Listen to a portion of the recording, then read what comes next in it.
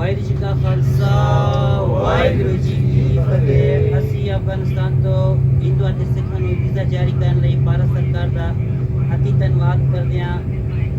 ਹਵਾਈ ਕਿਰਾਇਆ ਅਤੇ ਚੁੱਕਣ ਅਤੇ ਸਾਨੂੰ ਸਹੂਲਤ ਦੇਣ ਲਈ ਅਸੀਂ ਸਾਰੇ ਸ਼੍ਰੋਮਣੀ ਗੁਰਦੁਆਰਾ ਪ੍ਰਬੰਧਕ ਕਮੇਟੀ ਸ੍ਰੀ ਅੰਮ੍ਰਿਤਸਰ ਸਾਹਿਬ ਦਾ ਬਹੁਤ ਬਹੁਤ ਧੰਨਵਾਦ ਕਰਦੇ ਹਾਂ।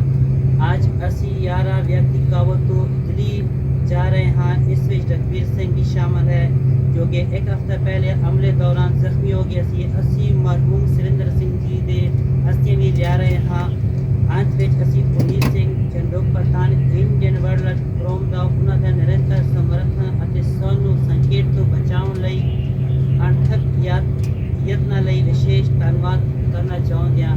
ਵਾਹਿਗੁਰੂ ਜੀ ਕਾ ਖਾਲਸਾ ਵਾਹਿਗੁਰੂ ਜੀ ਕੀ ਮੋਦੀ ਸਰਕਾਰ ਦਾ ਵੀ ਧੰਨਵਾਦ ਕਰਦੇ ਹਾਂ। ਮੋਦੀ ਸਰਕਾਰ ਦਾ ਹੋਰ ਜਿਹੜੇ ਕਿ ਮੈਂਬਰ ਐਨਐਸਏ ਸੇਵਾ ਕੀਤੀ ਨੇ ਉਹਨਾਂ ਦਾ ਅਤੀ ਧੰਨਵਾਦ ਕਰਦੇ ਹਾਂ। ਤੇ ਅਸੀਂ ਕੋਸ਼ਿਸ਼ ਕਰਦੇ ਹਾਂ ਕਿ ਜਿਨ੍ਹਾਂ ਲੋਕਾਂ ਦੇ ਵੀਜ਼ੇ ਰਹਿਣ ਉਹਨਾਂ ਦੇ ਵੀਜ਼ੇ ਦੀ ਵੀ ਵਾਇਤ ਅਪਲਾਈ ਹੋ ਜਾਵੇ।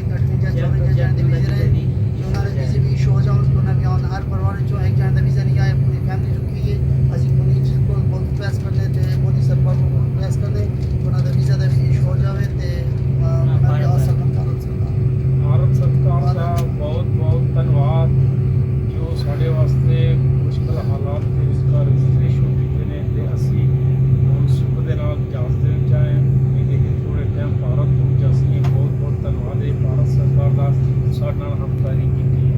ਦੂਸਰੀ ਗੱਲ ਜੋ ਪ੍ਰਬੰਧਕ ਕਮੇਟੀ ਅੰਮ੍ਰਿਤਸਰ ਜੋ ਸਾਡੇ ਨਾਲ ਸਾਰੇ ਸਰਦਾਰਾਂ ਦੇ ਨਾਲ ਹੈਲਪ ਕੀਤੀ ਹੈ ਉਹਨਾਂ ਦਾ ਵੀ ਬਹੁਤ ਬਹੁਤ ਧੰਨਵਾਦ ਕਰਨੇ ਆ। ਬਹੁਤ ਅਸੀਂ ਸ਼ੁਕਰਗੁਜ਼ਾਰ ਹਾਂ ਉਹਨਾਂ ਦੇ ਕਿ ਉਹਨਾਂ ਨੇ ਸਾਡੀ ਸਹਿਯੋਗ ਸਾਡੇ ਨਾਲ ਸਹਿਯੋਗ ਵੀ ਦਿੱਤਾ ਤੇ ਨਾਲੇ ਸਾਡੇ ਚਿੰਤਾ ਦੇ ਵਿਚਕਾਰ ਰਹੇ ਨੇ।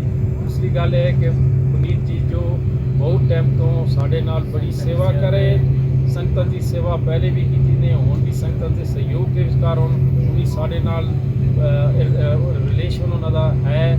ਉਹਨਾਂ ਨੇ ਬਹੁਤ ਸੇਵਾ ਕੀਤੀ ਹੈ, ਅਣਥੱਕ ਸੇਵਾ ਕੀਤੀ ਹੈ। ਉਹਨਾਂ ਦਾ ਵੀ ਬਹੁਤ ਬਹੁਤ ਧੰਨਵਾਦ ਹੈ। ਧੰਨਵਾਦ ਕਰਨੇ ਆ। ਵਾਹਿਗੁਰੂ ਜੀ ਕਾ ਖਾਲਸਾ ਵਾਹਿਗੁਰੂ ਜੀ ਕੀ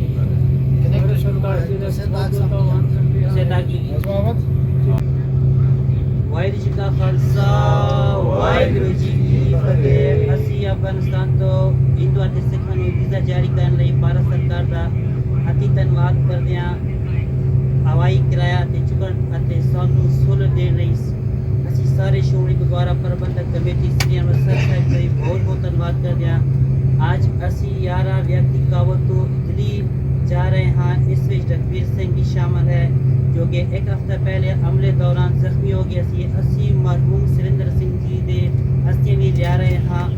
ਅੰਤ ਵਿੱਚ ਅਸੀਂ ਪੁਨੀਤ ਸਿੰਘ ਚੰਡੋਕ ਪ੍ਰਧਾਨ ਇੰਡੀਅਨ ਵਾਈਲਡ ਫਰੋਮ ਦਾ ਉਹਨਾਂ ਦਾ ਨਿਰੰਤਰ ਸਮਰਥਨ ਅਤੇ ਸਾਨੂੰ ਸੰਕਟ ਤੋਂ ਬਚਾਉਣ ਲਈ ਅਣਥੱਕ ਯਤਨਾਂ ਲਈ ਵਿਸ਼ੇਸ਼ ਧੰਨਵਾਦ ਕਰਨਾ ਚਾਹੁੰਦੇ ਹਾਂ।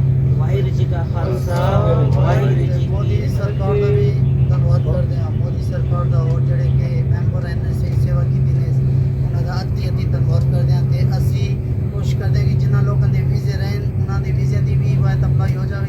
54 ਜਣ ਦੇ ਵੀਜ਼ੇ ਰਹਿਣ ਕਿ ਉਹਨਾਂ ਦੇ ਵੀਜ਼ੇ ਵੀ ਇਸ਼ੂ ਹੋ ਜਾਣ। ਉਹਨਾਂ ਵੀ ਆਉਣ। ਹਰ ਪਰਿਵਾਰ ਚੋਂ ਇੱਕ ਜਣ ਦਾ ਵੀਜ਼ਾ ਨਹੀਂ ਆਇਆ, ਪੂਰੀ ਫੈਮਿਲੀ ਰੁਕੀ ਹੈ। ਅਸੀਂ ਪੁਨੀ ਜੀ ਕੋਲ ਬਹੁਤ ਪ੍ਰੈਸ ਕਰਦੇ ਤੇ ਮੋਦੀ ਸਰਕਾਰ ਨੂੰ ਬਹੁਤ ਪ੍ਰੈਸ ਕਰਦੇ ਉਹਨਾਂ ਦਾ ਵੀਜ਼ਾ ਦਾ ਵੀ ਇਸ਼ੂ ਹੋ ਜਾਵੇ ਤੇ ਉਹਨਾਂ ਦੇ ਆ ਸਕਣ।